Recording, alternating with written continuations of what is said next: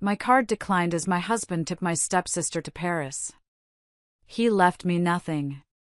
Then, a call. A cold voice said, "AUDRA Vance? I am ALISTAIR Vance, Blythe's father. From now on, if you agree, I will call you daughter." His empire was about to burn. Hello everyone. Thank you for being here with me today. Before I begin my story, I'd love to know which city you're joining us from. Please feel free to share in the comments. Now, let me take you into this story. My name is AUDRA Vance, and I am 36 years old. It was late, and I mean really late. The night my husband, Corbin Thorne, had his private jet leave for Paris with my stepsister, Blythe Thorne, was the night my card failed at a grocery store. He was drinking champagne over the Atlantic.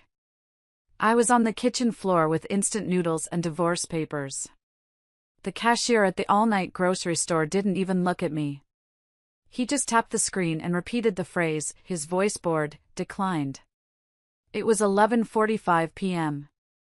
I was standing under the harsh fluorescent lights of a bodega on the Upper East Side, trying to buy a box of pasta and a bag of instant noodles.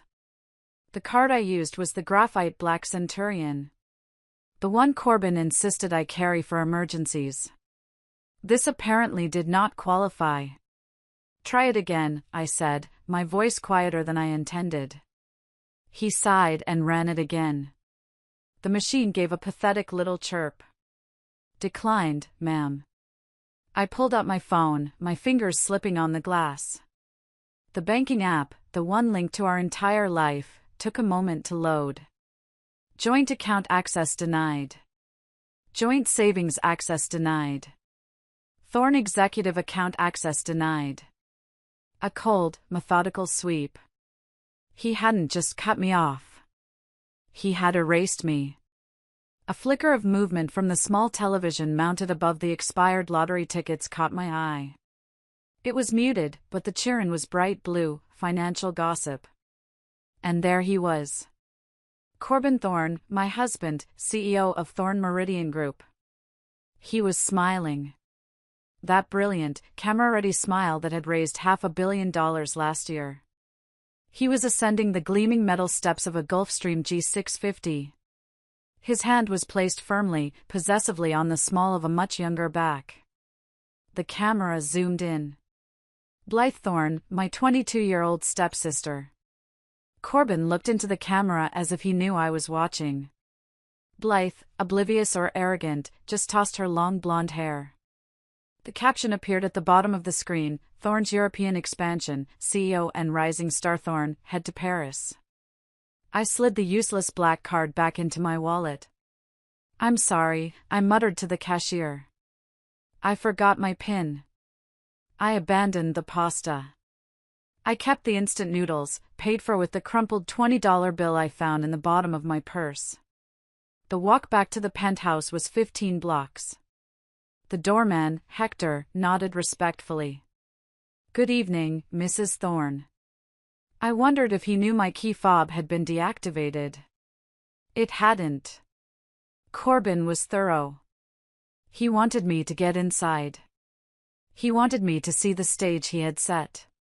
The private elevator opened directly into the foyer. I designed this place. Every inch of it. The reclaimed oak floors, the Calacatta marble, the soft, warm recessed lighting meant to make the floor-to-ceiling windows feel intimate, even as they overlooked the park. Tonight, that warm light felt surgical, illuminating my own autopsy. It was on the kitchen island, a thick cream leather envelope embossed with the logo of Corbin's personal law firm. This was different. This was clean. My hands were perfectly steady. I was almost proud of them. I broke the wax seal.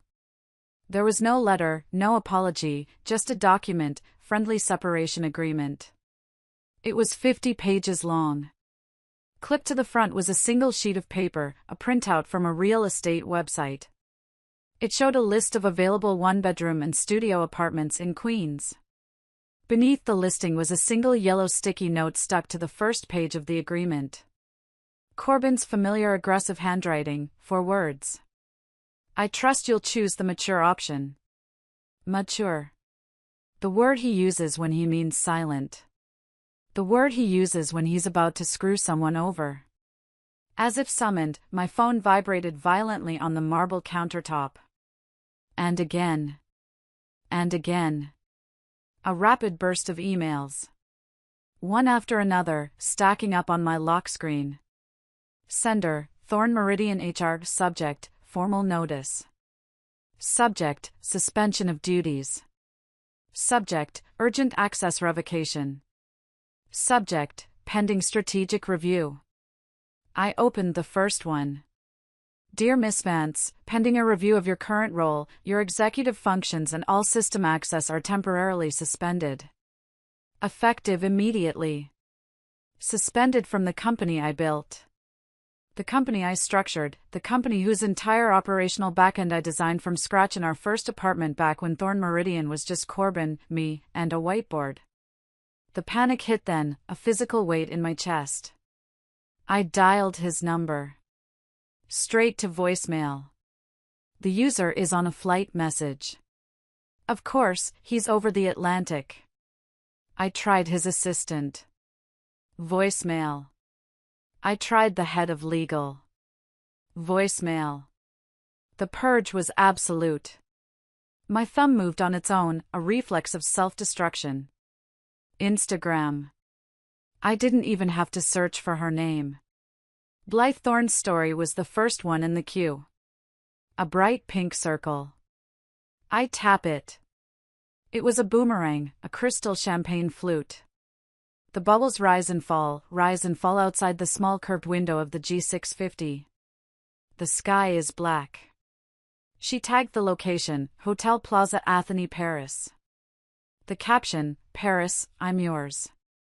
I threw the phone. It hit the sub-zero refrigerator with a sickening crack and clattered to the floor. I sank down, my back against the cold steel, the cheap bag of instant noodles clutched in my hand.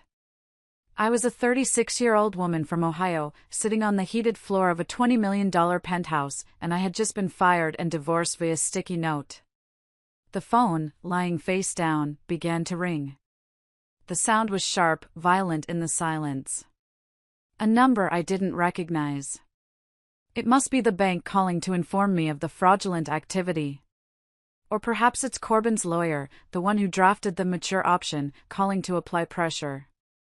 I crawled across the floor, my knees scraping on the Italian stone. I picked up the shattered phone. Hello. My voice was a croak. AUDRA Vance. The voice was not a lawyer. It was deep, gravelly, and cold as a winter morning. It held an authority that didn't need to be announced. Who is this? My name is ALISTAIR Vance. The name hung in the air. Vance. I knew that name. He's one of the originals, a silent, massive investor in Thorn Meridian. The money behind the money. The man continued, his voice flat, precise. I am a primary investor in your husband's company. I am also Blythe's father. My blood stopped moving. I cannot breathe. Blythe, my stepsister, his daughter. I don't. No. He cut me off. You do not. But you will. I am aware that Corbin Thorn has frozen your assets. I am aware that he took my daughter to Paris on a jet funded by one of my subsidiary accounts. A pause. I can hear him breathing. He doesn't sound angry. He sounds interested. This combination of events, ALISTAIR Vance says, I find more interesting than angering. It shows a profound lack of judgment on his part and on my daughter's. Silence stretches. I am just a receiver, a piece of stone at the bottom of a well. So, Mrs. Thorn. AUDRA. I have one and only one question for you. Do you want him back? Or do you want him ruined at your feet? The question was so blunt, so final. It cut through the panic. It gave me air. Ruined. I looked at the leather envelope on the counter, the list of studios in Queens, the sticky note. I thought of Blythe's champagne glass. My voice came out, and this time it did not shake. It was as cold as his. I am too tired to ask anyone to come back. But I still have enough energy to watch someone lose everything. For the first time, a sound breaks his measured tone. It's a laugh, but it's short and dry. It's the sound of a vault door closing. Good. That is the correct answer. So from this moment, I want you to consider yourself my daughter. And a daughter of mine does not sleep on the street. Tomorrow we begin. The line clicks dead. I sit in the darkness of the kitchen. The shattered phone still clutched in my hand. My reflection stares back at me from the blacked-out window. I am still here. I am still AUDRA VANCE. I stood up. I walked to the island and picked up the friendly separation agreement. I smoothed the pages, looking at the insulting offer. The arrogant signature line waiting for my surrender. For the first time tonight, a very thin, very cold smile touched my lips. Okay, I whispered to the empty room, to the man 30,000 feet above the ocean. Fine. Let's see just how expensive Paris can get. Before the penthouse, before the private jets, before my name was ever associated with Corbin Thorne, there was Ohio. It was not the postcard Ohio of rolling green hills. It was the flat, gray Ohio of factory towns where the air smelled like damp cement and rust. And the only excitement was the Friday night football game or the latest round of layoff announcements. My mother was a registered nurse who worked the night shift. She moved through our small rented house like a ghost, smelling of antiseptic, stale coffee, and a profound, bone-deep exhaustion. My father left when I was 10. He didn't just leave. He evaporated. He went out for cigarettes and vanished, leaving behind a Ford Taurus he was upside down on and a stack of utility bills on the kitchen counter. That's where I learned my first lessons in finance. While other kids were learning algebra, I was learning how to read a shut-off notice. I learned what default meant. I learned how to negotiate a 30-day extension with a power company representative. My voice high and polite, pretending to be my mother. I learned that contracts and leases were not suggestions. They were iron traps. I discovered I had a mind for systems. By 16, I was working as a cashier at Mrs. Gable's Corner Market. It was a dying local shop, and I was bored. So I started watching. I watched the delivery schedules, the way she ordered inventory, the way customers moved through the aisles. On the back of a brown paper bag, I drew a new floor plan. I built a simple inventory system in a stolen notebook. I convinced her to move the high-margin items, the soda, the candy, to the front, and the milk to the back.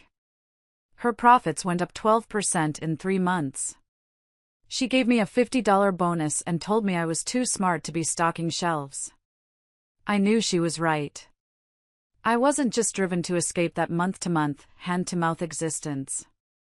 I was driven to understand and control the systems that governed it. A full academic scholarship and 3 part-time jobs got me a finance degree and a one-way bus ticket to Chicago. I started at the bottom in the back office of a mid-level property management firm. It was chaos. They managed old, decaying buildings with tangled ownership structures, horrific tenant records, and books that looked like they'd been kept by a drunk. I loved it. I became the cleaner. They would hand me a portfolio that was hemorrhaging money, a mess of code violations and angry tenants. I would spend weeks in that windowless office, rebuilding the entire operation from the ground up. I untangled the ledgers, renegotiated vendor contracts, and automated the rent collections. I made the assets stable. I made them profitable. My reputation for cleaning trash is how I ended up on a panel at the Midwest Real Estate Investment Summit. I was 28, the only woman on the stage not holding a microphone for someone else. My topic was effective operational processes in multifamily rental portfolios. And in the front row sat Corbin Thorne. He was electric, even sitting still. He seemed to be in motion. He had that Kennedy hair, a jawline that looked precision cut, and a suit that cost more than my annual salary.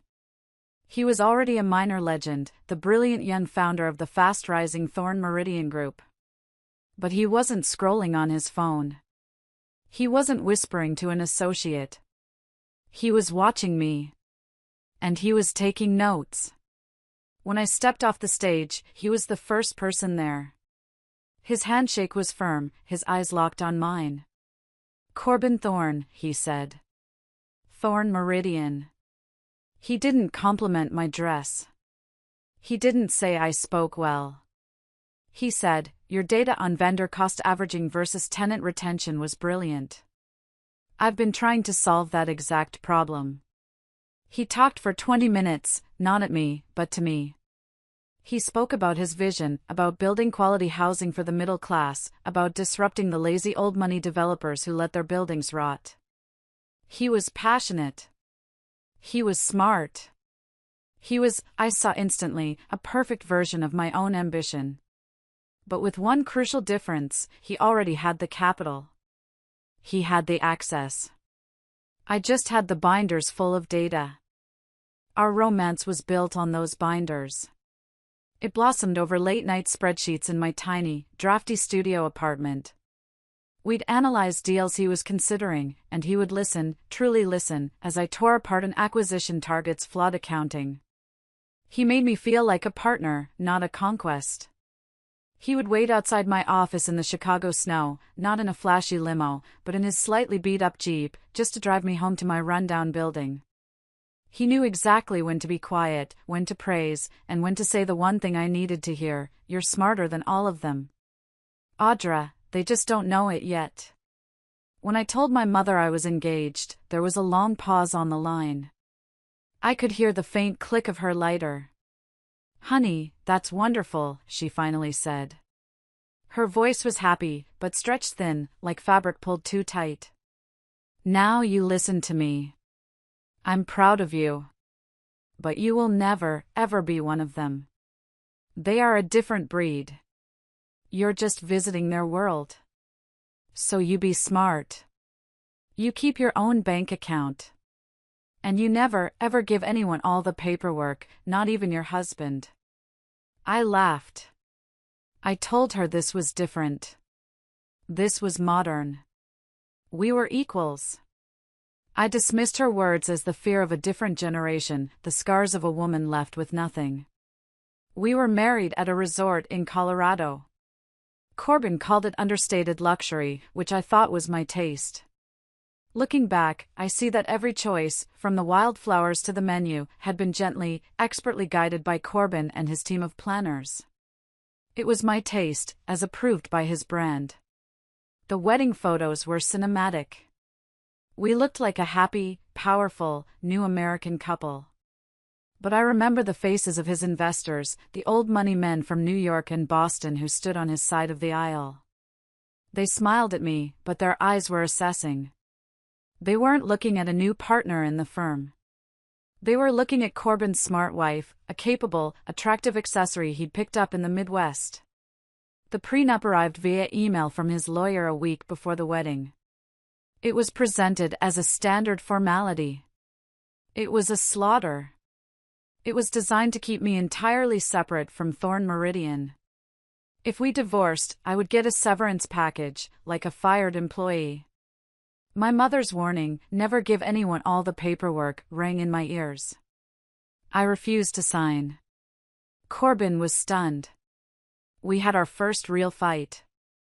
I didn't cry or yell. I negotiated. I sat across from him in his high-rise office, the skyline of Chicago behind him, and I laid out my case. I used the same cold logic I used on plumbing contractors. "If my operational systems are going to be the backbone of this company's growth," I said, "then I am a founder, not an employee's wife. I am not signing this." It took 3 days. The arguments were quiet, precise, and brutal. I demanded a clause, not just for a payout, but for equity. A specific tiered percentage of Thorn Meridian Group vested immediately upon marriage, with further vesting tied to performance metrics that I knew I could hit. Finally, he relented. He sighed, running a hand through that perfect hair. Fine, Audra. Fine, if it makes you feel secure. His voice was smooth again. The loving fiancé. But his eyes, for the first time, I saw it. It wasn't anger. It was annoyance. It was the cold flash of irritation you see when a deal you thought was a bargain suddenly gets more expensive. I signed the revised document, the ink heavy on the page. I felt victorious. I thought I had secured my place, that I had won an equal footing in a modern marriage. I had no idea that I had just signed the single most important document of my life. I hadn't just negotiated a contract. I had just armed the weapon that years later would be the only thing left to save me. We moved to New York 2 years after the wedding. Thorn Meridian Group took 2 floors in a glass and steel tower overlooking Central Park. My name was etched onto a frosted glass door, AUDRA VANCE, Director of Internal Operations. It was a title designed to sound secondary, administrative, a wife job. The real work was far different. Corbin was a visionary, a brilliant salesman who could charm a room full of skeptical billionaires into funding a dream. But he and his partners were chaos agents. They operated on charisma, handshakes, and adrenaline. They left behind a wake of broken spreadsheets, half-executed contracts, and operational nightmares. I was the cleaner, but I was also the architect. While Corbin was giving speeches, I was in the trenches. I designed the company's entire internal control system from scratch. I built the financial reporting dashboards that allowed us to actually see where the money was going in real time. I personally renegotiated our master contracts with our top 3 construction suppliers, saving us an immediate 8 figures. Our profitability didn't just increase, it stabilized. The firm, once a high-risk startup, became a reliable asset. But in the investor pitches, I was a prop. Corbin would stand in the sunlight streaming through the floor-to-ceiling windows, all energy and magnetism. He would gesture to me, seated at the long mahogany table. "And this is my wife, Audra," he'd say with that disarming smile.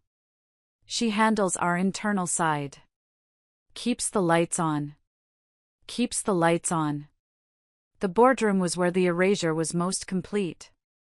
I would present a detailed 40-slide analysis on risk exposure in our new portfolios. I'd field a few polite questions. Then one of the older board members, all men, all over 50, would nod and turn his entire body to face my husband. "Good data, Corbin. So, what's your play here?" My analysis became good data. His guess became the play. Worse, Corbin became an expert at absorbing my contributions. I'd be in a development meeting, starting to outline a new diligence process. What if we standardized the environmental impact reports before acquisition? "That's a great point, honey," Corbin would cut in, smooth as silk, placing a hand on my shoulder. "It's exactly what my team and I were just starting to implement. Glad we're on the same page." He would look at me with loving, collaborative eyes while seamlessly stealing the idea right out of my mouth. I wasn't just his wife. I was his in-house, uncredited think tank. Thorn Meridian grew. We expanded into high-end green residential projects in New York and Miami. More money, more staff, more complexity, and more shadows. As the one managing the books, I started seeing things that made my Ohio-trained stomach tighten. Consulting fees, massive ones, paid to LLCs in Delaware or the Caribbean that had no website, no staff, no discernible product. I saw wire transfers for pre-development costs on projects that didn't even exist yet. I brought it to Corbin one night in the sterile beauty of our penthouse. I had the printouts. "Corbin, who is Crestview Strategic Partners? We've paid them over $2 million this quarter." He didn't even look up from his iPad. He laughed. It was a soft, patronizing sound. "Honey, you worry too much. That's just how the business works. It's the cost of entry in these markets." "It looks like a slush fund," I said, my voice flat. He finally looked at me, his eyes suddenly cold. The charm turned off. Then stop looking at it, Audra. Focus on your dashboards. You're the best operator I know. Let me handle the strategy. It was a compliment wrapped around a command, stay in your lane. In the early years, he was cute about our success. He let me have full control over designing the penthouse. He encouraged me to plan lavish vacations. He loved telling the press our story, the rags to riches romance, the brilliant Midwest girl who captured the visionary's heart. From the factory town to Park Avenue, one fawning magazine profile read. But gradually that changed. The control tightened. Let's run that vacation itinerary by the PR team, he'd say. We need to make sure it aligns with the brand. Or, I'd rather you didn't wear that designer to the gala. They aren't aligned with our new green initiative. My life, my choices, even my wardrobe became subject to approval, not from a PR team, from him. The board meetings were a masterclass in polite misogyny. I was always the only woman at the table. They would greet me not with questions about the quarterly projections, but with comments. Audra, that blue dress you wore at the benefit last week was spectacular. My wife was asking about it. I learned to smile, a tight, bloodless smile. I learned to say, thank you, Howard. And then immediately pivot. If you'll turn to page 4, you'll see the cost per unit analysis. I would deliver my data perfectly and then watch as they turned to Corbin for the decision. It wasn't one single moment. It was 1,000 tiny cuts. It was the realization that I was living in a gilded cage. I had the penthouse, the driver, the clothes, but I had no power. My mother's voice came back to me, clear as a bell across the years, don't ever give anyone all the paperwork. So, I started a habit, a secret ritual. In the silence of my office, long after my assistant had gone home, I began building an archive. For every major contract I reviewed, every partnership agreement, every wire transfer that felt wrong, I made 2 copies. One went into the official cloud-based filing system. The second, a hard copy, was printed, initialed by me with the date I reviewed it, and placed in a file. That file went home with me. It went into a fireproof safe I'd had installed in the back of my custom-built closet, hidden behind a row of cashmere coats. I forwarded suspicious emails to a private encrypted address I'd created. I saved chat logs. I took screenshots of meeting calendars that were later deleted. I wasn't planning a war. I was just documenting the truth. I was ensuring that if the worst day ever came, I would not be the woman left with nothing. The beginning of the end was named Europa Vista Residential. It was Corbin's new baby, a massive billion-dollar fund to acquire luxury properties in Europe. He called me into his office. He sat on the edge of his desk, not behind it, a practice move to show he was being casual, a partner. Audra, he said, his voice full of mock concern. I'm worried about optics with you as COO and me as CEO. Launching this new international fund could look like a conflict of interest to our new European investors. They're very old school. What are you suggesting? I asked. I think it's time to elevate you, he said, smiling. The picture of a proud husband. We're creating a new role for you, non-executive strategic advisor. You'll be off the day-to-day grind. You'll have time to focus on the big picture and the house in the Hamptons. You've earned it. It sounded like a promotion. It was a corporate assassination. It meant I was off the executive committee. It meant I was removed from all banking authorizations. It meant my system access would be downgraded. I was being moved from the engine room to the observation deck, where I could watch but not steer. I realized with a clarity that felt like swallowing ice that in every official photo, I looked like a tasteful accessory.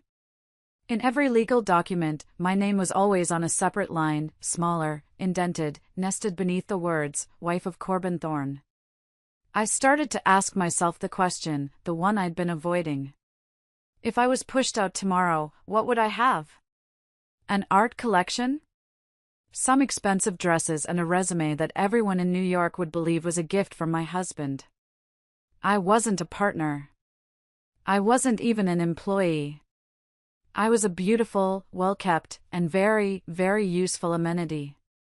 The summer MBA intern program was an annual ritual at Thorn Meridian. It was Corbin's pet project, a way to build loyalty and more practically to find cheap, brilliant labor from the children of our investors. This year, one of them separated from the pack immediately. Her name was Blythe Thorn. She was 22, with the kind of polished, effortless beauty that comes from generations of money. She was smart, fast, and she radiated a confidence that bordered on arrogance. She knew how to play the game. She knew how to speak to power. She was the daughter of ALISTAIR VANCE, one of our largest and most silent institutional investors. ALISTAIR was my father-in-law's business partner who later married my stepmother. That made Blythe my stepsister. The whole thing was just too perfect for Corbin. Corbin, citing the need to personally mentor our top-tier talent, assigned her to work directly with him. At first, I watched her with a detached interest. She was a younger, shinier, bolder version of myself, but one who had never had to read a shut-off notice. She had never worried about a grocery bill. I almost admired her audacity.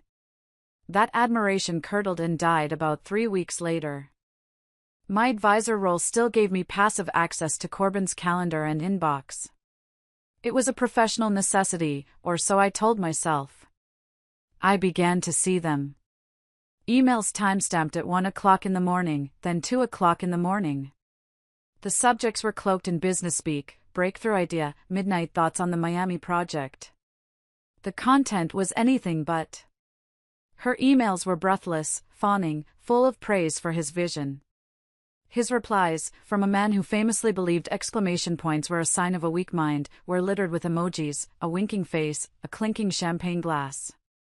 It was unprofessional. It was intimate. It was a language I recognized, but one he had never used with me, not even in our earliest days. The real line was crossed at a networking gala for the Europa Vista Fund. It was a rooftop event in Midtown. The air heavy with the smell of expensive gin and the quiet murmur of deal flow. I was stuck talking to a banker about yield curves when I saw them across the room. Corbin was introducing Blythe to a Swiss investor, a man we needed desperately. Corbin had his hand on the small of her back. It wasn't a brief, polite this-way touch. His hand was resting there, fingers splayed, his thumb occasionally moving in a small proprietary circle. It was a gesture of possession, disguised as mentorship. I felt a sudden cold nausea. This was the same man who recoiled from public affection, who always said he hated workplace touching. He was guiding her, showing her off. And the Swiss investor was looking from Corbin to Blythe with a knowing, indulgent smirk. He wasn't seeing a brilliant intern. He was seeing the bonus package. I waited until we were home in the vast, silent cathedral of our penthouse. I kept my voice perfectly level. Corbin, I think the late-night emails with Blythe are crossing a line, and touching her like that at the event tonight was inappropriate. I didn't accuse. I stated a fact. He was pouring a scotch. He stopped, turned, and then he laughed. It was a soft, pitying sound. He walked over to me, kissed my forehead, and stroked my hair. It was a gesture meant to soothe a hysterical child. "Honey," he said, his voice a balm of condescension. "Are you actually getting jealous of an intern? She's a kid. AUDRA, she's barely old enough to rent a car." He held my gaze, his eyes full of practiced sincerity. "You know me. She's just smart and she's eager. I'm mentoring her. That's all. Please don't make this weird." My suspicion wasn't just dismissed. It was diagnosed. It was my problem. My jealousy, my insecurity. He had taken my valid observation and twisted it into a personal failing. I was being gaslit in my own living room. As this personal erosion accelerated, so did the professional one. Our CFO, Gerald Hines, a man who would light himself on fire if Corbin told him it was good for the quarterly numbers, requested a meeting. He sat across his desk from me, visibly nervous, shuffling papers. "AUDRA, we're doing some structural optimization," he began, avoiding my eyes. "The board wants to streamline our primary cash accounts for European expansion. Faster wires, less red tape." He pushed a stack of legal documents toward me. "It's just a new regulatory requirement. We need to move the main capital accounts off the dual signature protocol and consolidate authorization." I scanned the page. My name, the cosigner on every major Thorn Meridian account, was being removed. I was being cut off from the flow of money. "Why, Gerald?" I asked, my voice flat. "New banking regulations," he said. "The lie thin and ready. Our outside counsel confirmed it. It's just a formality. We just need your signature to approve the change." The paperwork was perfect. The legal justifications were dense and plausible. I had been moved into a non-operational role. My refusal would look petty, obstructive. I had no grounds to fight it. But my advisor role, the gilded cage Corbin had built for me, still gave me access to the high-level financial dashboards I had personally designed. I could no longer sign the checks, but I could still see where they were going, and they were going to the Caribbean. I saw a series of new SPVs, special purpose vehicles, pop up under the Europa Vista Fund, shell companies based in the Cayman Islands and the British Virgin Islands. This was standard for tax purposes. What wasn't standard was the amount of money flowing into them. These shell companies were being funded with amounts far exceeding the value of the projects they were supposedly tied to. Millions, tens of millions, just sitting there, labeled as capital buffer or future development fees. I confronted Corbin in his office. This time, he didn't laugh and he didn't try to soothe me. His eyes went flat and cold. "AUDRA, I told you to let me handle the strategy," he said, his voice low and sharp. "You're not an auditor. You're my wife. Stop digging. You won't like what you find in this business." It wasn't a warning. It was a threat. The final piece of the trap fell into place by accident. An administrative assistant forwarding a long email chain about scheduling forgot to delete the history. The original email, buried at the bottom, was from Corbin to our chief legal counsel, sent 3 weeks ago. The subject line was AUDRA risk mitigation. My blood turned to ice. I read it and read it again. Corbin was discussing my new non-executive role. He was asking the lawyer to review our prenup to find ways to minimize our exposure if AUDRA ever decided to leave the company. And then the sentence that stopped my heart. He'd written, "She's resisting the new structure. Find a way to make it work. It's best to keep her signing some of the liability paperwork just in case. We need her on the hook if the EU regulators get aggressive. Keep her on the hook." He wasn't just pushing me out. He wasn't just cheating on me with my stepsister. He was methodically, expertly building a firewall of my body. He was setting me up to be the scapegoat for the Caribbean accounts. If the whole thing went sideways, the disgruntled wife who was overseeing operations would be the one to take the fall. The feeling of being cornered, of being gassed while the house was set on fire, was suffocating. But I come from Ohio. I come from a mother who worked night shifts. We are not fragile. That night, I stopped being a wife. I became an archivist. I went into the office on a Saturday, telling the security guard I had a project to finish. I used my remaining high-level credentials. I began to download everything. I copied 8 years of data from the internal servers onto a series of encrypted hard drives. I saved system access logs. I took high-resolution screenshots of the wire transfers to the Cayman accounts. I pulled every email Corbin thought he had deleted from the Exchange server. I even met an old college fund friend for lunch, a woman who is now a partner at a major securities law firm. "Hypothetically," I said, stirring my iced tea. What are the whistleblower protections for an executive who suspects creative accounting in a private fund? She looked at me, her eyes sharp. Hypothetically, she said, the person who reports it first with clean hands gets immunity. The person who waits gets called a co-conspirator. That night, I stood in our cavernous master bathroom, the walls covered in book-matched Italian marble. I looked at myself in the mirror. I was wearing a silk blouse that cost $1,000. My eyes were dark, thinned by lack of sleep. I had spent the last week, not as a wife, but as a forensic accountant. I looked at my reflection, and I asked the question out loud to the empty, echoing room, am I just the secretary for my own future lawsuit? I wasn't planning revenge. Not yet. The thought was too big. I was planning to survive. I was ensuring that if and when Corbin Thorne decided to push me out of his life, he would find my hands clasped firmly around his ankles. The official announcement came via a company-wide memo. Thorne Meridian Strategic European Summit. Corbin would be leading a small, agile team to meet with key strategic investors for the new Europa Vista Fund. The attached itinerary listed the team members: Corbin Thorne, CEO, David Chin, Senior VP of Capital Markets, and Blythe Thorne, MBA intern. The justification was a single insulting line, to provide a high-level learning opportunity for our rising talent. I was still technically the non-executive strategic advisor. I was also technically his wife. I requested a meeting. I didn't wait for an answer.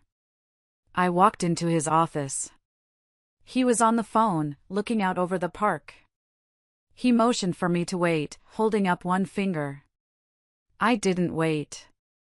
I closed the door hard. The sound made him flinch. He hung up. Audra, I'm in the middle of. You're taking an intern to Paris, I said. It wasn't a question. On a capital-raising trip instead of your co-founder?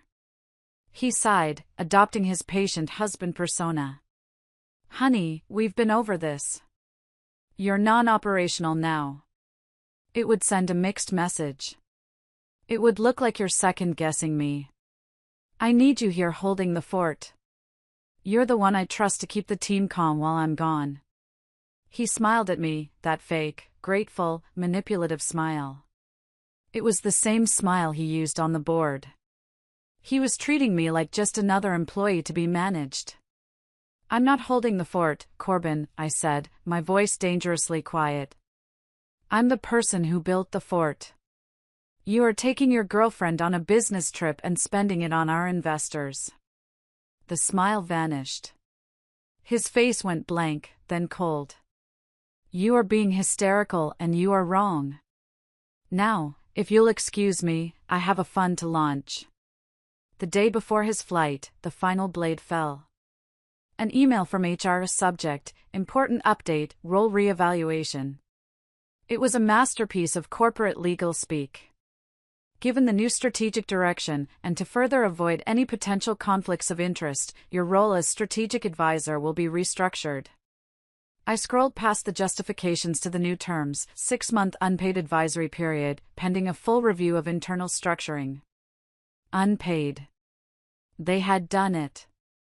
They had legally, cleanly, and methodically severed my last tie to the company's payroll. I was no longer an executive.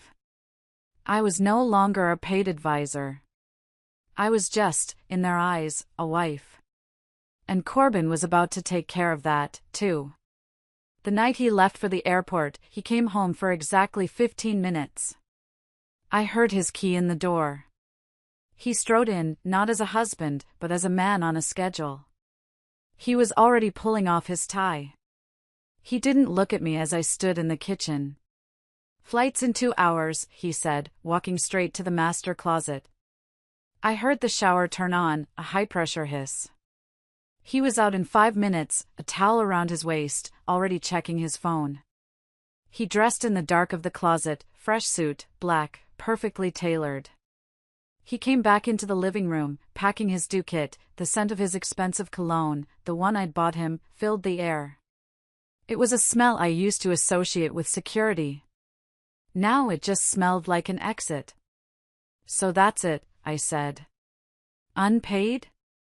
He zipped his bag. He didn't look up. It's for the best. AUDRA cleans things up. He walked to the kitchen island, the one I'd carved from a single block of marble. He placed a thick cream-colored leather envelope on the counter. The one from his personal law firm. This is the mature option, he said.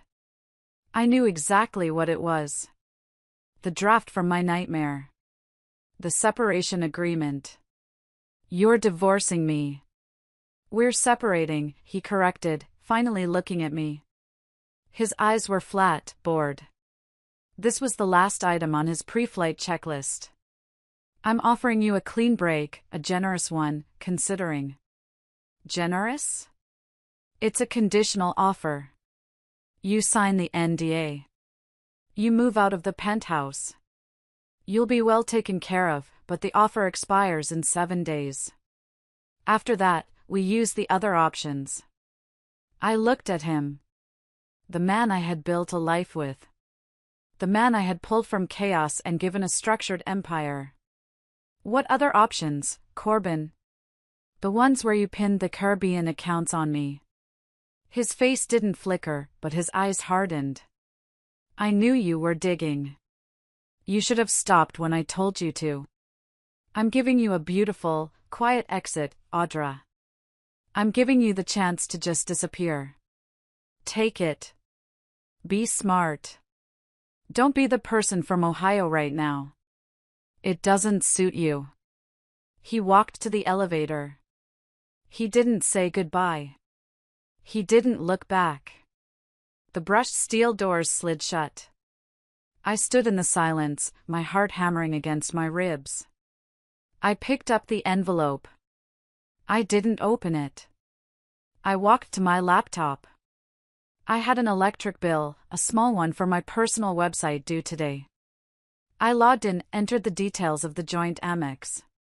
Payment declined. I tried the joint debit card. Declined. I opened the banking app. Access denied. Access denied. Access denied. He hadn't just put the papers on the table. He had detonated the charges on his way out the door. The grocery store. It was all part of the plan.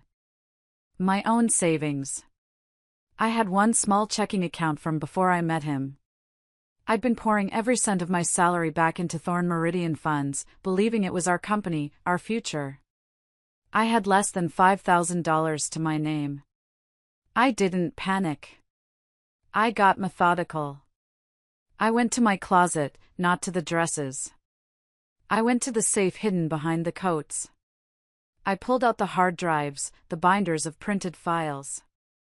I put them in the bottom of a large, anonymous-looking duffel bag. I packed 1 week's worth of simple clothes, jeans, sweaters, my running shoes.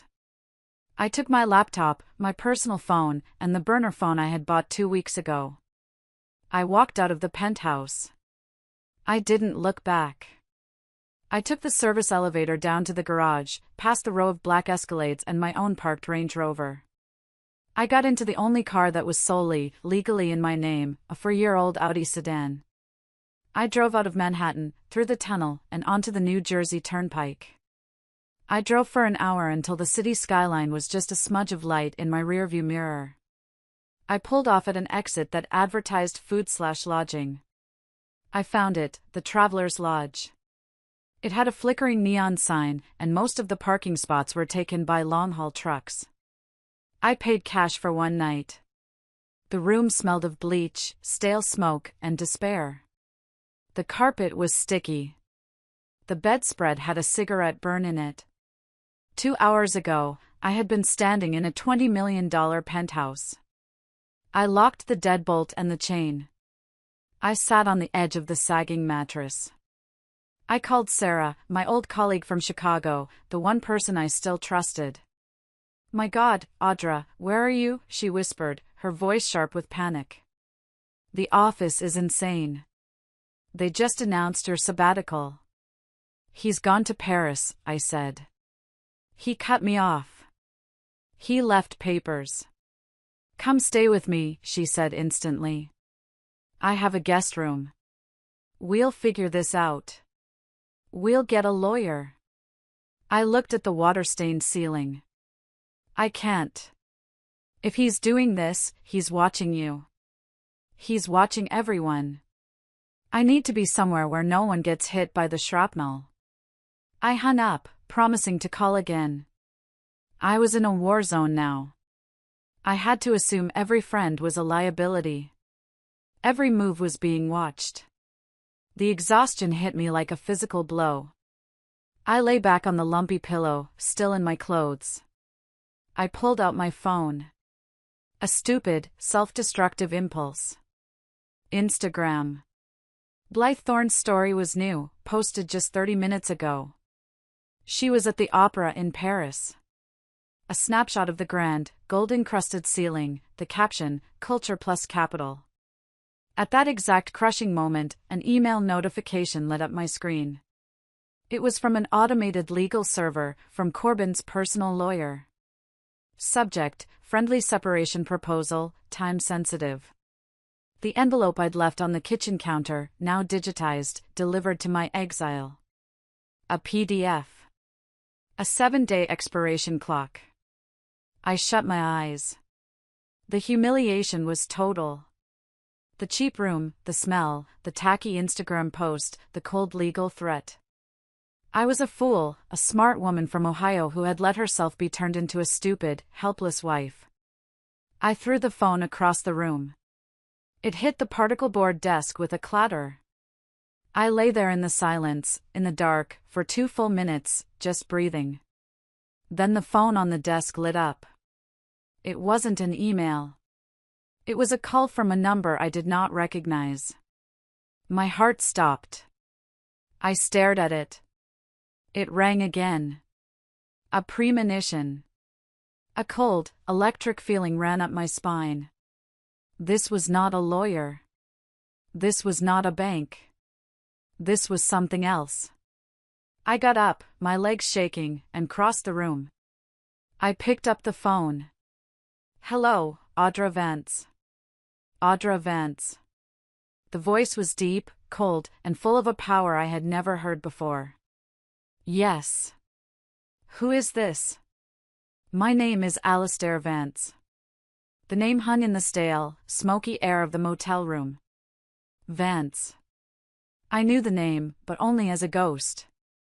A line item on a cap table. A massive old money East Coast family office that had poured tens of millions into Thorn Meridian's initial funds, but who never took a board seat, never attended a meeting. He was the invisible money, and he was the father of the girl currently in Paris with my husband.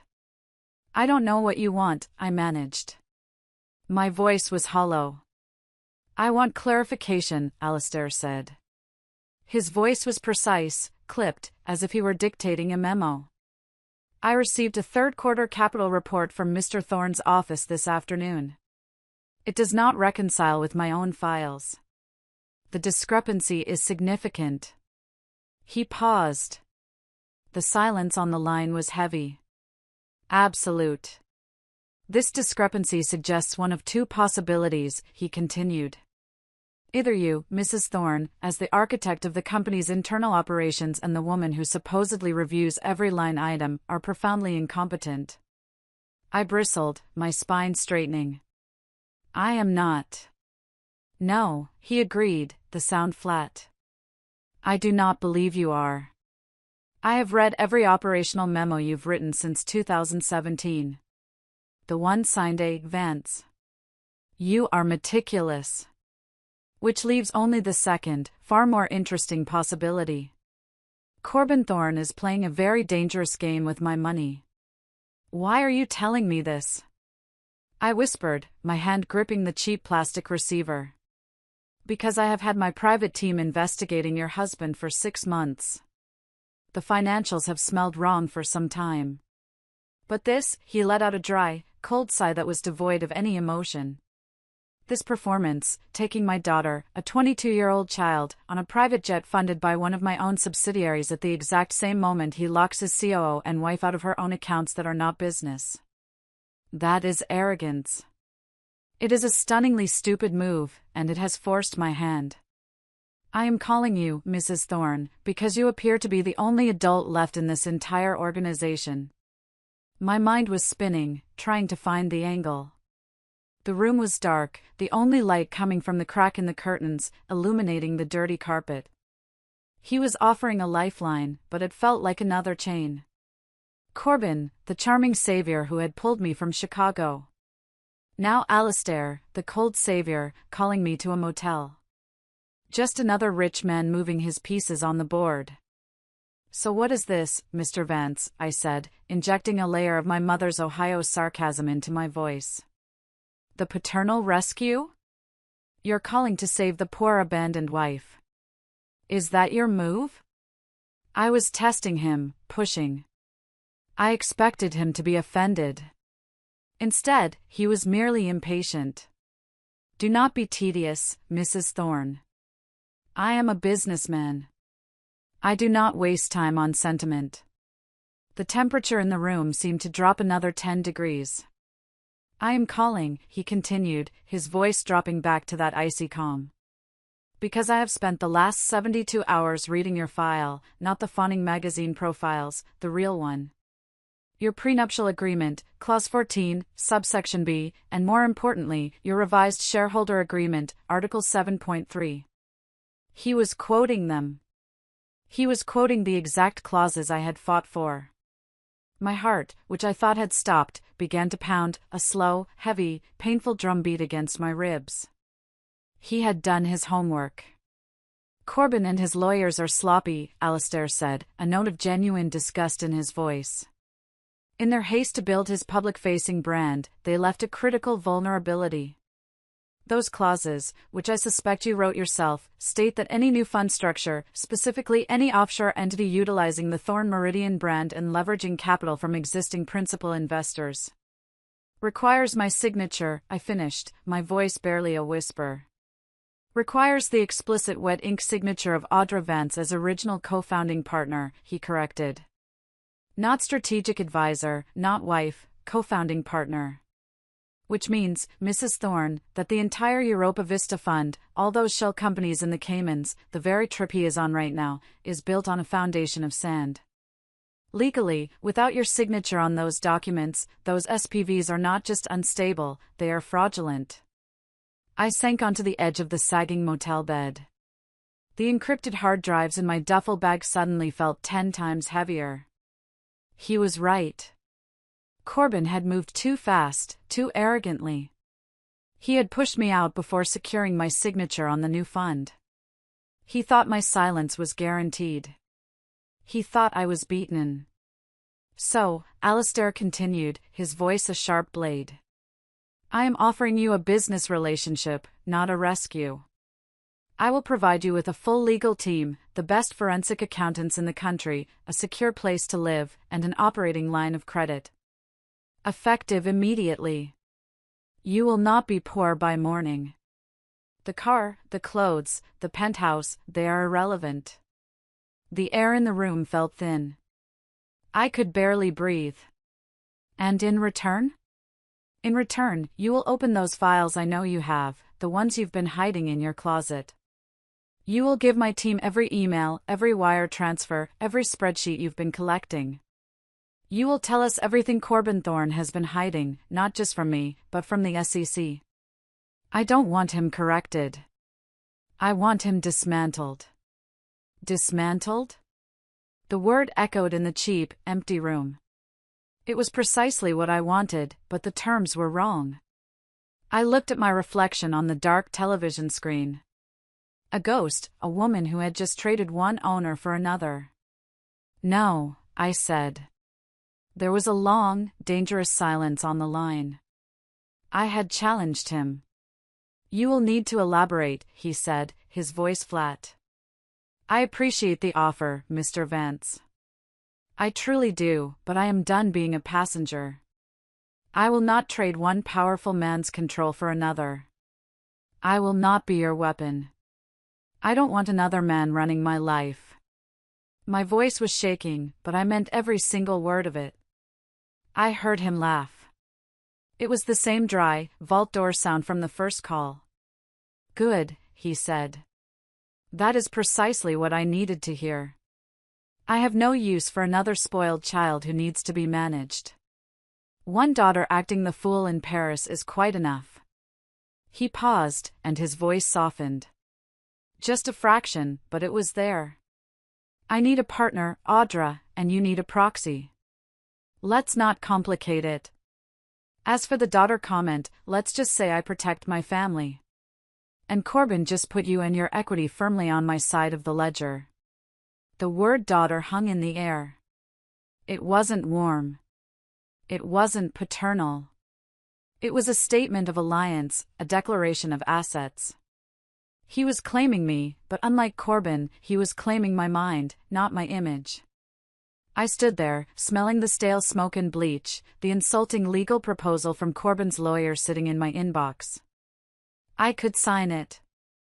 I could take the generous payout, disappear into one of those Queen's studios, and live a quiet, humiliated life. I could be the mature option. Or I could get into a car with this cold, terrifying man. I could use the archive I had built. I could burn the entire rotten structure to the ground and stand in the ashes. "I don't want compensation, Mr. Vance," I said, my voice clear and final. "I don't want a payout. I want control. I want company." Another beat of silence, then approval. "That," ALISTAIR Vance said, "is the correct answer. Control is always the prize. The rest is just noise." What happens now? You will sleep. Tomorrow morning at precisely 9 a.m. a black Mercedes sedan will be waiting for you in the motel parking lot. The driver's name will be Arthur. He will not speak to you. You will give him your current phone, and he will give you a new one. What about my things? The penthouse. Forget the penthouse, he said dismissively. The penthouse is a box full of his things. Leave the keys on the motel desk. Let him wonder. My daughter still thinks Paris is the destination for us.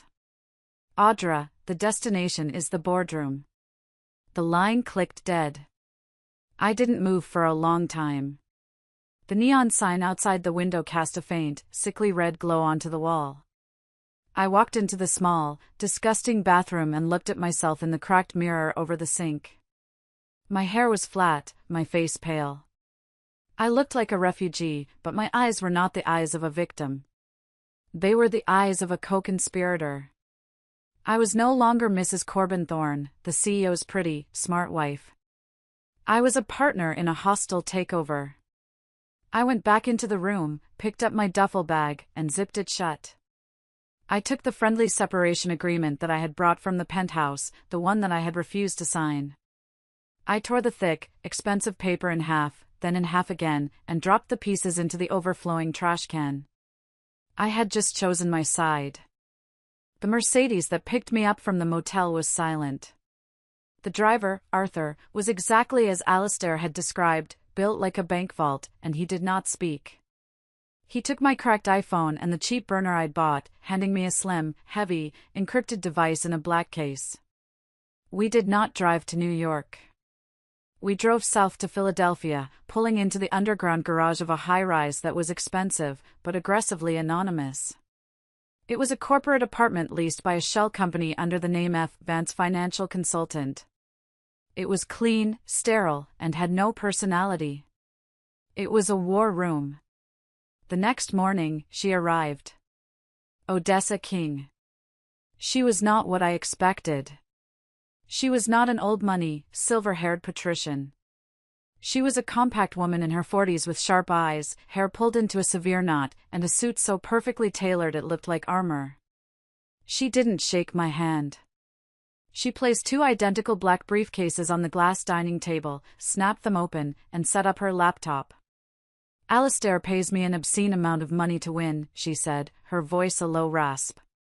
She didn't do introductions. I do not handle divorce. I handle securities fraud. I am here for one reason, to ensure that you do not go to prison for your husband's crimes, and if time permits, to make several very wealthy men sleep in the kind of room you were just in. I unpacked my hard drives, the archive, the binders I had hauled out of the penthouse. This is everything, I said. 8 years of data. For the next 18 hours, we did not sleep. We worked. Odessa's team, 2 forensic accountants who looked barely old enough to vote but moved with terrifying speed, began to build the timeline. We ingested the data. We cross-referenced Corbin's travel calendar with wire transfers. We mapped the flow of money from our legitimate funds into the black hole of the Caribbean SPVs. And then, on the second day, I saw it. One of the accountants flagged a transfer. $5 million, he said, tapping the screen. Thorn Capital to Europa Vista Holdings 1 Cayman, 3 months ago. I've never seen that wire, I said, leaning in. But you authorized it, the accountant replied, his tone neutral. He zoomed in on the PDF of the transfer order. There it was, an electronic signature. F. Bryant. My blood ran cold. I felt the floor drop out from under me. That's not my signature. Odessa, who had been buried in a stack of incorporation documents, was at my side instantly. She stared at the screen. Say that again. It's not mine, I said, my voice shaking. It's close. He scanned an old signature and turned it into a digital stamp. But the loop on the F is wrong. I never do it that way. I remembered Corbin's email to his lawyer, the one I wasn't supposed to see. It's best to keep her signing some of the liability paperwork. Keep her on the hook. He hadn't just been planning to push me out. He had been actively setting me up as the fall guy. Odessa looked at me, her eyes devoid of pity, only calculation. This changes everything. This is no longer a divorce. This is no longer a corporate fight. This is self-preservation. AUDRA. He didn't just sideline you. He implicated you right now. If this fund collapses, you are the co-signer on a fraudulent wire transfer. You are a co-conspirator. The air in the sterile room suddenly felt thin. The objective wasn't just revenge anymore. The objective was to stay alive. ALISTAIR called that night on the new secure phone. It was a video conference. His face was stern, framed by a dark, wood-paneled library. Odessa and I sat side by side at the glass table. I told him about the forgery. He didn't react. He simply nodded as if I had just confirmed the weather. I assumed as much, he said, his voice a cold rumble. Amateurs are always sloppy. It's why we are moving carefully. Now, let me be clear about my own position. He then laid out his half of the board. For the last 6 months, as his financial team flagged the creative reports from Thorn Meridian, ALISTAIR had been quietly buying. He hadn't used his own name. He operated through 3 obscure Delaware-based shell companies, all managed by Odessa's firm. He was buying out the smaller, nervous investors. Corbin, in his arrogance, saw these as 3 separate, passive funds. He didn't see the single hand closing around him. As of this morning, ALISTAIR stated, I have quietly acquired a 54% controlling stake in Thorn Meridian Group. Corbin believes he is the majority shareholder. He is not. He is a high-salaried employee in a company I own. He just doesn't know it yet. He leaned into the camera. I do not, he said, his voice laced with cold fury, enjoy being treated as a stupid ATM. So, we strike, I said, my blood pounding. We call an emergency meeting. No, Odessa said, cutting me off. We don't. We don't tip our hand. We file. We build the cage before we rattle it. For the next week, Odessa's team launched a silent procedural war. They filed a blizzard of motions in Delaware and New York, all carefully worded to look like bureaucratic housekeeping. Petitions for data preservation were sent to Thorn Meridian's IT department. Third-party record preservation subpoenas were sent to the banks in the Caymans. Routine audit inquiries. They were quiet legal tripwires. Corbyn's legal team would see them, but they would dismiss them as the nuisance filings of a disgruntled wife's divorce lawyer. They wouldn't see the coordinated attack from a securities lawyer. My job was to build the weapon. I was the insider. Odessa needed me to translate the data into crimes. I sat at that glass table for 72 hours writing. I built the insider's dossier. I didn't just show the wire transfers. I explained why they were fraudulent. I showed how Corbyn's team systematically inflated the projected valuations of our Miami properties by 20% right before a capital raise. I flagged the consulting fees that I knew from deleted emails were payoffs to a corrupt city councilman. I pulled the expense reports showing how Corbyn had buried the cost of the Paris jet, his personal dinners, and Blythe's shopping sprees under the budget for Europa Vista project development. This was the hardest part, the waiting. We had to let Corbyn continue to believe he was winning. Let him stay in Paris, ALISTAIR commanded over the phone. Let him feel victorious. Every $1,000 bottle of wine he buys my daughter is another wiretap charge of misappropriation of fund assets. Let him keep sending incriminating emails from his company account. Let him dig. So I had to watch. I sat in that sterile apartment, the blinds drawn, and forced myself to look at Instagram. Blythe posted a photo of them at the loo with the caption, "Culture plus Capital." Someone tagged Corbyn in a photo at a 3-star Michelin restaurant, raising a glass, looking like the king of the world. My stomach churned, but it wasn't jealousy. Not anymore. It was cold and raging. Every post was another exhibit. Exhibit A, the gala. Exhibit B, the opera. Then, 3 days later, the secure phone buzzed. It was ALISTAIR. "It's time," he said. He explained the final move. A series of large, multi-million-dollar transfers for the Europa Vista Fund were scheduled to be finalized in 48 hours. These wires would move the bulk of the investor capital into the offshore accounts. "There is a clause in the original Thorn Meridian Partnership Agreement," ALISTAIR said, "one I am sure you remember. Article 7.3. I knew it by heart. It was the clause I had fought for before my wedding.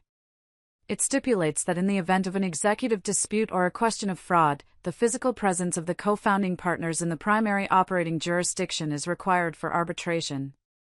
Odessa is filing the injunction right now in Delaware," ALISTAIR said, citing the forged signature as evidence of fraud. "It will freeze those transfers. Corbyn will be blindsided, but to challenge his authority and activate the clause, you must be physically present. You are the other co-founding partner. You need to be in Paris." The next day, I was at Philadelphia International Airport. I was not in the private lounge. I was not walking across the tarmac to a G650. I was in Terminal A, Gate 17. I was in seat 24B, an economy plus seat, wedged between a software salesman and a woman with a small child. It was the ultimate, humiliating reversal of the life I had known. But on my lap was the new encrypted laptop. In the belly of the plane was my duffel bag containing the hard copies of the archive. I wasn't AUDRA Thorne, the CEO's discarded wife. I was AUDRA VANCE, the key witness and the proxy for the new majority shareholder. The plane began its takeoff roll, the engines whining, pushing me back into the cheap upholstered seat. I looked out the small plastic window at the clouds. Corbyn was up there somewhere, miles ahead, drinking champagne in his private jet, thinking he was a conqueror. I was in the back of the bus, flying over the same ocean with a guillotine in my carry-on bag. And for the first time in my life, I was the one who felt truly dangerous. While Corbyn and Blythe were dining at Le Jules Verne, suspended in a bubble of light inside the Eiffel Tower, I was in a cramped café in the 6th arrondissement, drinking bitter espresso from a thick ceramic cup. They were a portrait of new money perfection. Blythe in a white silk dress would be laughing, holding up her champagne glass for another selfie. Corbin in a bespoke blue suit would be playing the part of the indulgent, powerful mentor, his hand resting on her knee under the table. They were living the dream he was selling. I, on the other hand, was sitting across from Odessa King and a very severe, very expensive-looking French lawyer named Antoine. The café was small, smelling of old coffee and rain. Spread between us on the tiny marble table was a stack of legal documents. "This," Antoine said, his English precise, "is the assignation en refere. It is an emergency summons. We are petitioning the commercial court based on your affidavit." He tapped the document next to my cup. "You are attesting under penalty of perjury that your signature was forged on the primary funding documents for Europa Vista Holdings 1, 2, and 3. "Which it was," I said. "The result is this, a judicial order effective in 1 hour, freezing all capital transfers from those entities. The accounts will be locked pending a full evidentiary hearing." I picked up the heavy, old-fashioned pen. As Blythe was posting a story of her dessert, a perfect gold-dusted chocolate sphere, I was signing my name. One signature to halt a $5 million transfer. Another to freeze the Cayman SPV. A third to alert the Swiss bank that was holding our investors' capital. Each stroke of the pen was a wire being cut. Each signature was a knot tightening around the neck of Corbin's European fantasy. Odessa watched me, a small, grim smile on her face. "They're staying at the Plaza Athénée," she said, checking her secure phone. "Suite 801. ALISTAIR lands in 20 minutes. He's booked the presidential suite on the 9th floor, directly above them." "Why?" I asked, confused. "Why in the same hotel? Why not let the injunction hit and watch him panic from afar?" Odessa began packing the signed documents into her briefcase. "Alistair believes liars need a stage," she said, snapping the lock shut. "He wants to see your husband's face. He wants to give him the news in person." From Blythe's perspective, the dream was only getting better. They had shopped on Avenue Montaigne. She had bags from Chanel and Dior. All paid for with the Black Centurion card linked to the Europa Vista Development Fund. She was the star of her own movie, but the cracks were showing, even if she didn't see them. Corbin had become tense. His phone, a permanent attachment to his hand. He was snapping at his CFO over text, his messages short and brutal. "Handle the FUD," he typed. "Or I'll find someone who can." FUD, fear, uncertainty, and doubt. That's what Odessa's legal filings were. Just a little sand in the gears, making the big investors nervous. "Is everything okay?" Blythe had asked over breakfast, pouting as she pushed a raspberry around her plate. "It's just some old money investors getting cold feet," Corbin had said, forcing a smile. He kissed her. "Nothing I can't handle. Now, we have a meeting this afternoon, and then the night is ours." The meeting was with a bank in Zurich. A video call to finalize the last massive capital transfer. It was scheduled for 3 p.m. Paris time. At 2:55 p.m., as Corbin straightened his tie in the mirror of Suite 801, the bank's general counsel joined the call early. "Mr. Thorne," the Swiss banker said, his voice flat and apologetic. "We must postpone. We have just received an emergency judicial order from the Tribunal de Commerce. All fund assets related to the Europa Vista entities are frozen, effective immediately." Corbin's blood ran cold. He stared at the screen. "That's impossible. That's a mistake." "It is no mistake," the banker said. "It is signed by a judge. It was filed on behalf of Ms. AUDRA VANCE." Corbin's world stopped. He ended the call without a word. He stared at the wall. "AUDRA here." He was still processing, still trying to calculate. When the doorbell rang, he assumed it was room service. Champagne, maybe a late lunch. He was composing the furious, threatening email to his lawyers in his head as he pulled open the heavy door. It was not room service. Standing in the hallway was ALISTAIR VANCE, his face carved from granite. Beside him was Odessa King, holding a thick leather briefcase. Beside her was Antoine, the French lawyer, and standing next to ALISTAIR, looking directly into Corbin's eyes, was me. I was not the woman he had left in the penthouse. I was not the crying, hysterical wife. I was dressed in a simple, dark gray suit. My hair was pulled back. My face was calm. I was holding nothing. Corbin's face went through 3 distinct, rapid phases: total shock, followed by panicked confusion, and landing on a mask of pure, white-hot rage. "Audra," he breathed, his voice a venomous whisper. "What is this? What have you done? May we come in?" ALISTAIR VANCE's voice cut through the air, low and powerful. He didn't wait for an answer. He walked past Corbin into the center of the magnificent suite, the rest of us following like a tide. "What's going on, Corbin?" "Who is?" Blythe's voice trailed off as she emerged from the bedroom. She was wearing a white hotel bathrobe. Her hair was wrapped in a towel. Half her face was covered in a foundation mask. She stopped dead when she saw her father. "Daddy," she whispered, her voice a child's. "What are you doing here?" ALISTAIR didn't even look at her.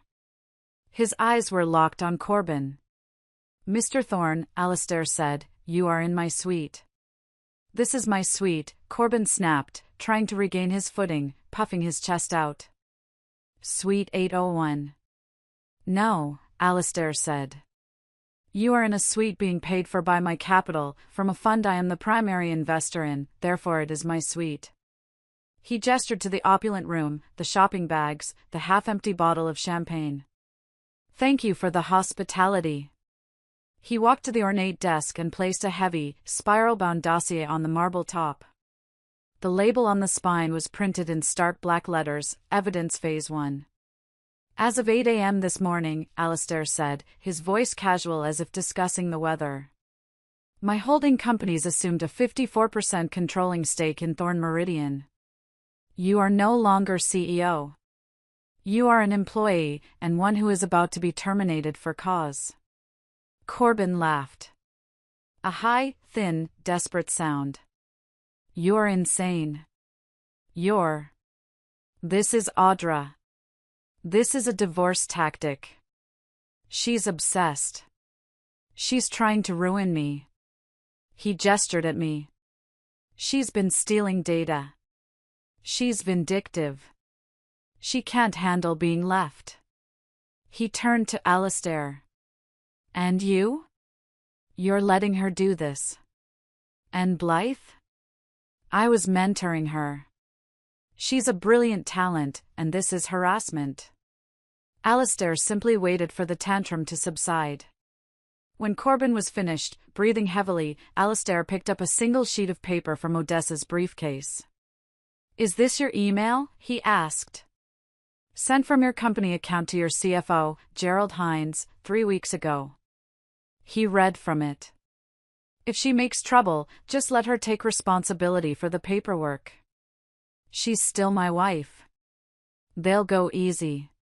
Corbin's face went white. He had been so sure that it was deleted. Blythe, standing by the doorway, finally understood. Her face crumpled. "Dad, what paperwork?" ALISTAIR finally turned his cold gaze on his daughter. "The paperwork, Blythe, for the shell companies in the Caymans that Mr. Thorne put your name on, the ones he's been using to wash his consulting fees. You aren't his partner. You aren't his girlfriend. You're his mule." The girl's composure shattered. She let out a wail, a truly broken sound.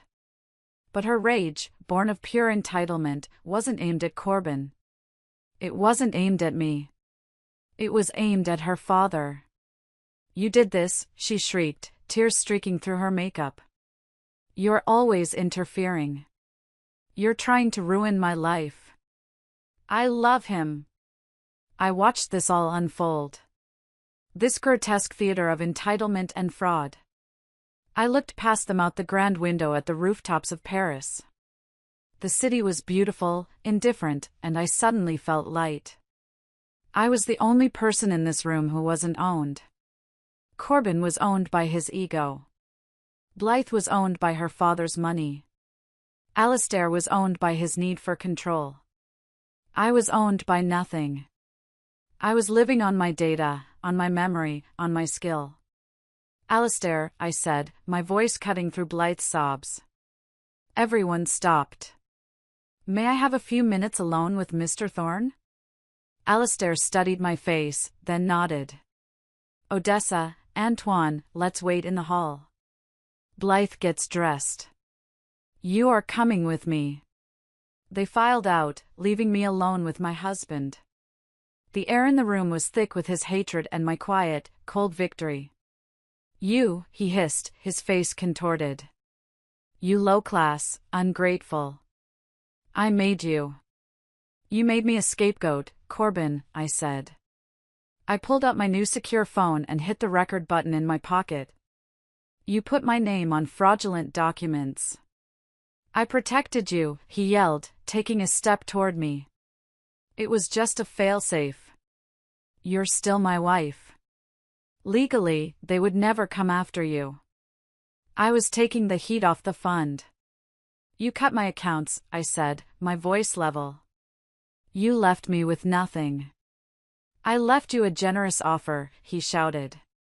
I left you a way out and you brought him ALISTAIR VANCE. You think he's your friend? He's a shark. He's using you to steal my company. He didn't forge my name, I said. He stared at me, the reality of his situation finally dawning on him. The fight went out of him. He was a deflating balloon. AUDRA, he whispered, trying the old charm. The last desperate move. Honey, we can fix this. You and me. We built this. We can push him out. Tell me what you want. The penthouse. Half, you want half. It's yours. Just call them off. Call off these lawyers. I recorded it all. The confession, the threats, the pathetic, desperate bargaining. I stopped the recording. It's over, Corbin. I walked to the door and opened it. Odessa and ALISTAIR were waiting. Corbin pushed past me, his face a mask of sweat and rage. I'm going for a walk, he snarled. I'm going to call my lawyers. You'll be hearing from them. He stormed down the hall to the private elevator. He jabbed the button. He didn't look back. I watched him go. A walk won't do him much good, Odessa said, checking her watch. As the elevator doors opened for him in the grand, marble-floored lobby of the Plaza Athénée, 2 uniformed officers from the French Brigade Financière were waiting. They were accompanied by a man in a dark suit from the U.S. Embassy. Mr. Corbin Thorne, one of them said, his French accent thick. Corbin froze. We have a request from the United States Department of Justice, the man continued. Polite but firm. We need to ask you to come with us, and we will be holding your passport pending the investigation. The news of Corbin's detention in Paris hit the financial wires at 4 a.m. New York time. By the time the markets opened, the Thorne Meridian scandal was the only thing on television. The explosion was immediate and catastrophic. Our publicly traded partners saw their stocks crater. Investors from massive pension funds to smaller family offices were in a full-blown panic. The glass tower of Thorne Meridian, the one I had helped build, was burning. I was back in the United States, installed in a stark, anonymous office in one of ALISTAIR Vance's New York properties. Odessa had been explicit. You are not to be seen. You are not to speak to the press. You are not under any circumstances to look like an avenging wife. You are a material witness and the co-founder of a company in crisis. Let the lawyers do the talking. So I sat 20 floors above the city in a room with no name on the door and watched the inferno I had lit. I had a direct, agonizing view of the Thorn Meridian headquarters just 3 blocks away. It looked like a ship I had designed, now dead in the water, taking on water fast. Then the second bomb dropped. A video leaked by an anonymous employee went viral. It was from an old company holiday party. Corbyn, flushed with champagne, holding court with a circle of junior analysts. He was telling a story, his voice slurring with arrogance. The key to any European trip, he bragged, is the right intern. An intern is just a carry-on, really, and Paris is always more fun when your luggage knows how to keep quiet. The clip was everywhere in an hour. He was no longer just a potentially corrupt CEO. He was the living symbol of corporate rot, a walking, talking human resources nightmare. Corbyn was eventually released from French custody. His passport confiscated. He was allowed to return to the United States, but he was grounded under federal supervision. His arrival at JFK was not the triumphant return of a conqueror. It was a media circus.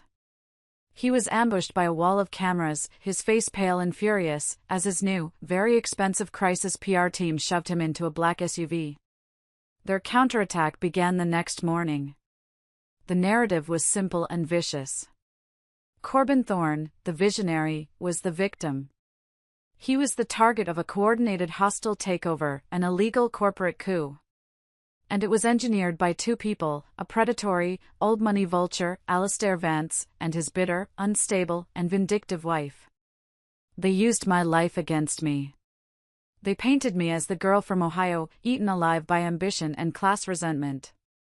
I was the gold digger who, upon learning her husband was leaving her, decided to burn the entire kingdom to the ground rather than walk away. It was a good story.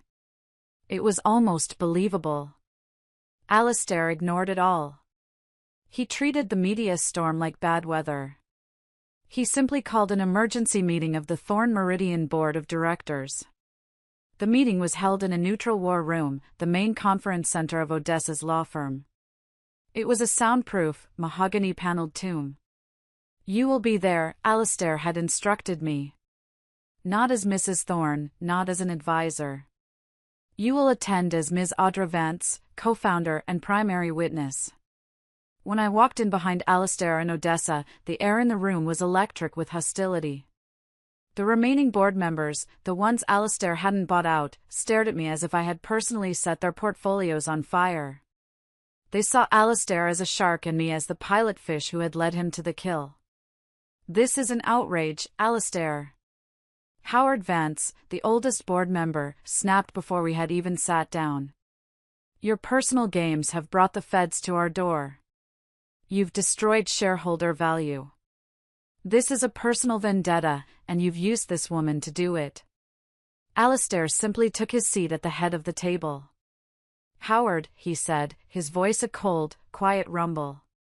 It is Mr. Thorne who brought the feds to your door. I am merely the one who turned on the lights. Ms. Vance is here to show you exactly what you have been approving in the dark. It was my turn. I felt the blood pounding in my ears. I walked to the head of the table. I plugged my encrypted laptop into the main display. I did not cry. I did not speak of Paris or the motel or the sticky note. I gave them the numbers. Good morning, I said, my voice steady. What you are looking at is the parallel accounting system I have been maintaining for the past 4 years. For 60 minutes, I was the woman from Ohio. I was the woman who built the dashboards. I was the cleaner. I showed them the forged wire transfer with my fake signature. I put the date of the transfer on the screen right next to the date Corbyn moved me to the non-executive role. I showed them the incorporation documents for the Cayman SPVs signed by Blythe Thorne, dated just 3 days after her mentorship began. I showed them the original accurate property valuations from our Miami project and then the altered, inflated versions that Corbyn had sent to investors, cross-referenced with his own emails demanding the numbers be optimized for the raise. I was the mapmaker, and I showed them exactly where the train had gone off the rails. When I finished, the tomb was silent. Howard Vance, the man who used to compliment my dresses, was ashen. He stared at the screen, then at the thick binders Odessa's team had placed in front of him. He looked at ALISTAIR, then at me. He let out a long, weary sigh and rubbed his face. "My God," he whispered to the man next to him. "We let the handsome kid drive the train. We never even bothered to check if the mapmaker was telling him to slow down." ALISTAIR stood up. "The Thorn Meridian brand is dead. Corbin Thorn's career is over. The only question is whether this board goes down with him or whether we salvage the assets." He laid out the terms of surrender. 1. Corbin Thorn will resign from all positions, effective immediately. 2. He will forfeit his entire equity stake to the compensation fund we are establishing to make our investors whole. 3. We will cooperate fully with the SEC and the Department of Justice. We will hand them Corbin, and in return, we will secure immunity for the firm itself. He paused, then looked directly at me. And 4. We will restructure. We will form a new entity from the clean-performing assets, and Ms. AUDRA Vance will be appointed executive chair of the transition.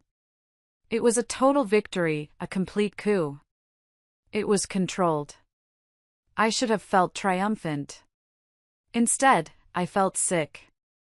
A part of me, the part that had sat on that lumpy motel bed, wanted to light a match to the entire proposal. I wanted to scream no. I wanted to force a Chapter 7 bankruptcy. I wanted to liquidate every desk, every server, every lease. I wanted to pull every last dollar out of the burning building and let Corbin, the board, and the entire company turn to ash.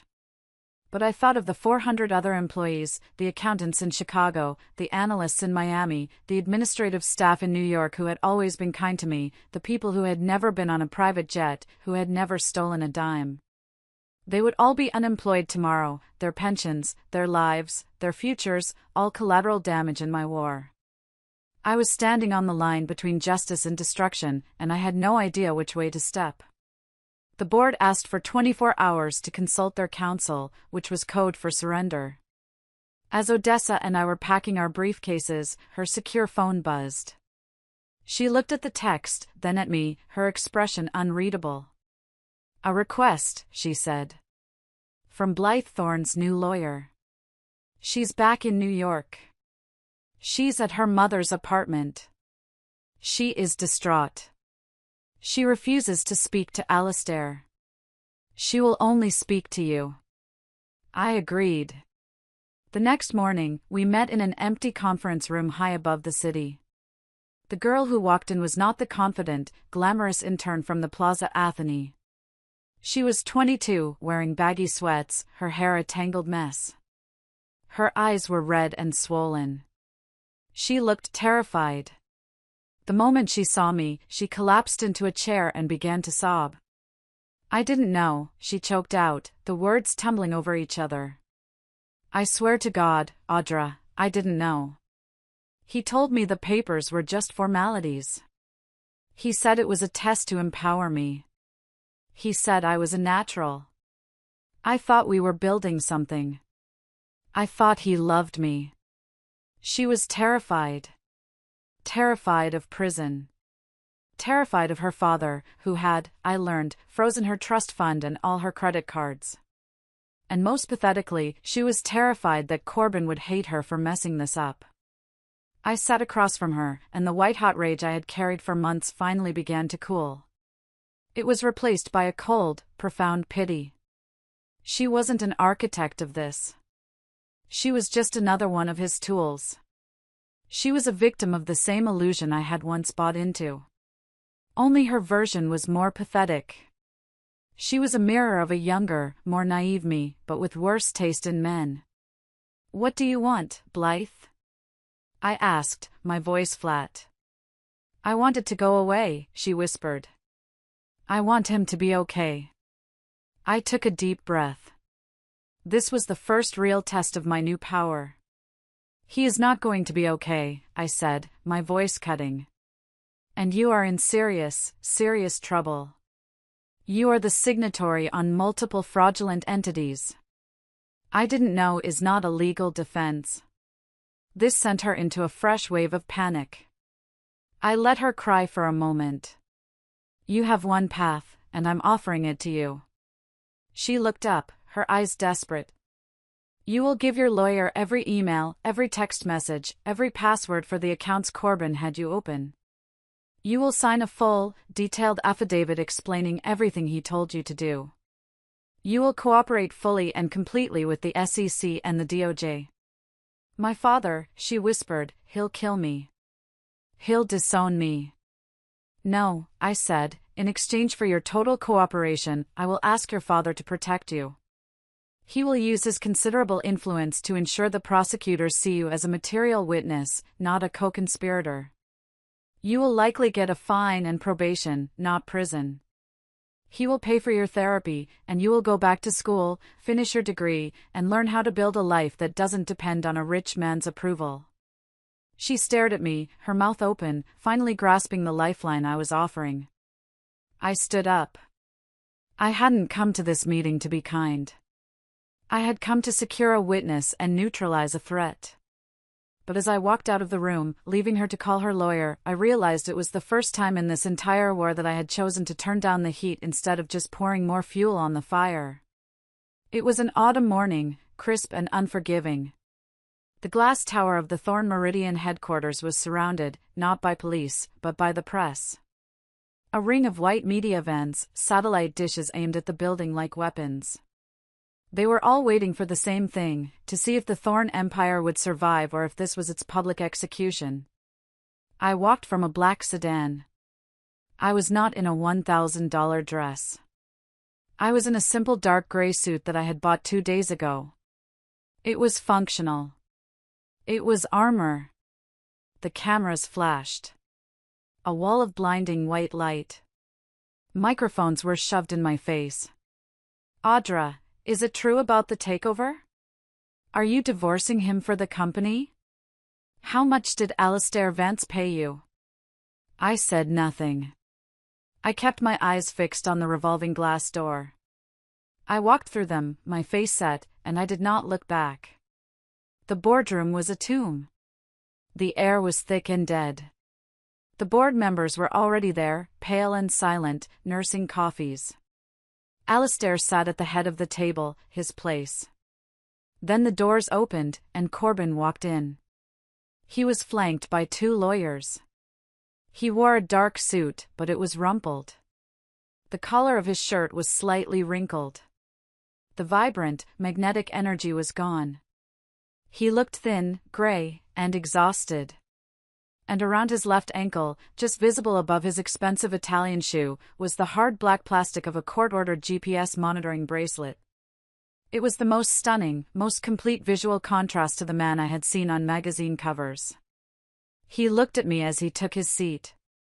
His eyes were not sad. They were not apologetic. They were a toxic, desperate mix of pure hatred and one last flickering hope of manipulation. ALISTAIR did not stand. He did not raise his voice. He simply began, "Good morning. We are here today to formalize the future of this company based on the findings of our internal investigation and in cooperation with federal authorities." He was blunt. He was cold. He summarized the findings in a monotone: illegal transfer of fund assets, gross misappropriation of capital for personal use, including but not limited to. He read the dates and expenses of the Paris trip, the shopping, the dinners, abuse of executive power and conspiracy to defraud investors. Corbin's lawyer started to speak, but Corbin cut him off. "This is a joke," Corbin said, his voice raw. "This is nothing but a clerical error, a simple accounting mistake. This is a hostile, vindictive action from my wife. My client has not been your wife in any meaningful sense for some time." Odessa's voice cut through the air, sharp as glass, "and her new partner." Corbin pressed on, his voice cracking, pointing a shaking finger at ALISTAIR. "He's using her to steal my company." ALISTAIR simply raised an eyebrow. He looked down at the dossier in front of him. Mr. Thorne, are you referring to the accounting error in this email sent from your account to Mr. Hines outlining the plan to keep her on the hook for the European liability? He slid a copy down the table.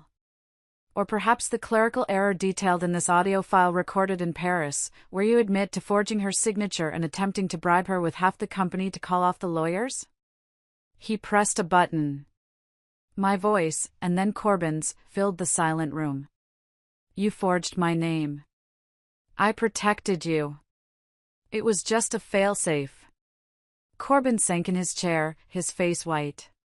Or maybe, ALISTAIR continued, his voice relentless. You mean the vindictive action detailed in this signed sworn affidavit from my daughter, Blythe Thorne, complete with all text messages itemizing every SPV you had her sign her name to as a test of her empowerment. He dropped the final thick document onto the table. Checkmate. There was no other story to tell. The heir left the room. ALISTAIR looked around the table. We are moving on to the future of Thorne Meridian. He paused, and his eyes found me. He stood up. It was the first time he had done so. It was a gesture of respect. Ms. AUDRA VANCE, he said, his voice resonating. She is not just a co-founder. She is, as it turns out, the only person in this room who knows how to build something of value without stealing it from someone else. He looked directly at me, his face stern, but his eyes were something else.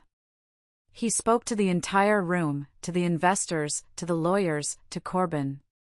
This is AUDRA VANCE. To me, she is a daughter. Not because she married or divorced anyone, but because her hands, her skill, and her integrity are the only things that just saved everyone else in this company from total ruin. The word daughter landed in the silent room with the force of a gavel. It was a declaration. It was an adoption. It was a transfer of power. More final than any stock certificate. In the back, a press officer's phone was still on, broadcasting the audio to the lobby. The word daughter echoed out over the news feeds. I later learned that Blythe, watching the live stream from her mother's apartment, had heard it and cried in silence. Corbin looked from ALISTAIR to me and back to ALISTAIR. He saw it. He finally saw it. He had no allies. He was an island, and the tide had just come all the way in. We will now vote, ALISTAIR said, sitting down. The resolution was read. 1. Corbin Thorne resigns from all positions. 2. He forfeits his entire equity stake to the Investor Compensation Fund. 3. He will sign a binding agreement barring him for life from ever holding an executive or board position in any publicly traded company. The alternative, ALISTAIR added, as if an afterthought, is that this board votes to dissolve. We hand the entire unmitigated file to the U.S. Attorney's Office, and they will pursue the more severe charges of conspiracy and racketeering, which carries a minimum of 10 years in federal prison. The vote was a formality. A series of quiet, defeated eyes went around the table. It was unanimous. Then I spoke. I have one final condition, I said. Every eye turned to me. Corbin looked at me with a tiny, pathetic flicker of hope. Did I want the penthouse art? I will not, I said, build a new future on a rotten foundation. The Thorne Meridian name is poison.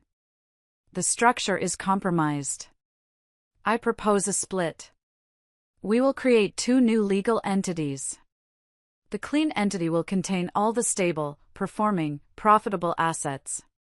It will be rebranded.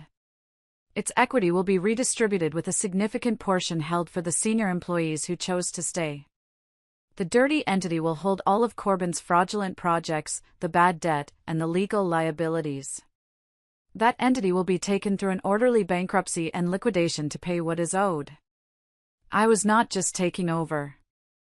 I was performing surgery. I was separating the cancer from the healthy tissue, and I was letting the cancer die. The board agreed without a word. It was over. As we walked out of the boardroom, the press surged in the lobby.